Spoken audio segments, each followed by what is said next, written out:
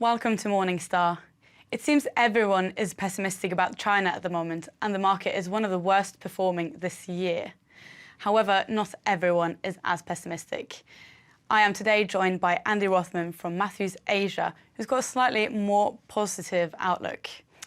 Andy, thanks for being here. Let's start with the big question. What's happening? What's not going well for China at the moment? Thanks for having me on today. I know a lot of people are pessimistic about China because they're worried about structural issues like debt and the property market, but I'm a little bit less pessimistic because I don't think those issues are that big, and I certainly don't think China is in crisis mode.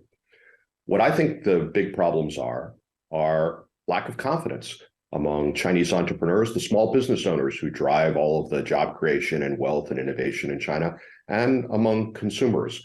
They're worried about where government policy is going, especially towards the private sector, the biggest part of the economy. So I think the solution is relatively easy. The government just needs to reassure people that the opening and reform trend leading the Chinese economy more towards markets and less towards government is back on track. And once confidence among Chinese business people and households gets going again, confidence among investors will pick back up as well. Let's stay with the government for a bit, because there is a fair bit of geopolitical tension in regards to China. So I'm curious about your outlook about how you see that developing.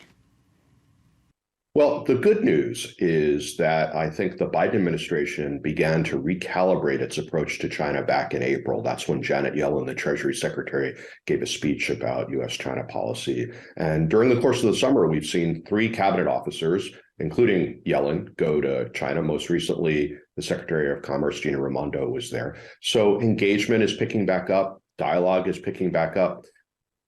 U.S.-China relations aren't going to get better anytime soon, but I think this recalibration means it's unlikely to get worse. But let's also remember that China is really a domestic demand-driven economy, just like our economies. Trade doesn't play a big role in the Chinese economy. So these political tensions might weigh on foreign investor sentiment, but I don't think there is significant weight on domestic consumption, domestic demand, and domestic investor sentiment. So, if I understand it right, China is probably not then that worried about alienating Western markets. And in that context, does geopolitical tension even matter? Yeah, I want to go back to the domestic demand story again. This is not your grandfather's China, where trade was a big part of it. Even manufacturing plays much less of a role now. Last year was the 11th consecutive year in which the tertiary part of GDP, the services part, was the biggest part. And it's domestic consumption that drives almost everything in China these days. Again, not trade. And some of those numbers are not bad. If you look back at the second quarter in China, for example, real inflation-adjusted income growth was 8%. In July, restaurant and bar sales were up 16% year over year. In the first 7 months, consumer spending on services was up 20%.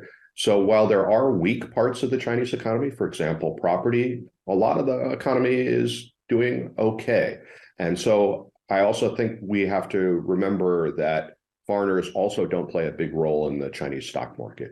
If you look at the domestic A-share market, foreigners own about 5% of the market cap. So the Chinese government, when it thinks about its economy, is rightly focused on what's happening at home. So how should foreign investors then think about China? I understand why foreign investors are going to be pessimistic about China. The political environment is tough right now in our countries towards China. A lot of the narrative about China is, I think, overly negative. For example, look at the property market. We keep seeing headlines every day about a crisis in the property market. But let's remember that in the first 7 months of this year, new home sales on a square meter basis were 74% of what they were in 2019 before the pandemic began. So weak, but not a crisis. New home prices were flat year over year in July, down 2% compared to 2 years, but up 18% compared to 5 years, up more than 40% compared to 10 years. So not a crisis. So I think if investors find some solace in the narrative that I'm describing here, I wouldn't necessarily encourage you to get into the market today because there are these overhangs and worries about it. But I would be doing my due diligence now, because let's remember that China is the world's second largest economy. The Chinese economy typically every year accounts for about 1/3 of global growth. That's a larger share of global growth than from the US, Europe, and Japan combined. So do you or your clients want to have some exposure to that, especially since it's generally uncorrelated to the US market? So I would be doing my due diligence now and thinking how to be prepared for when the Chinese market and Chinese economy do start to turn around, so you're ready to go and get back into the market at that point. Andy, thank you very much for joining today. For Morningstar, I'm Sunniva Kolostiak.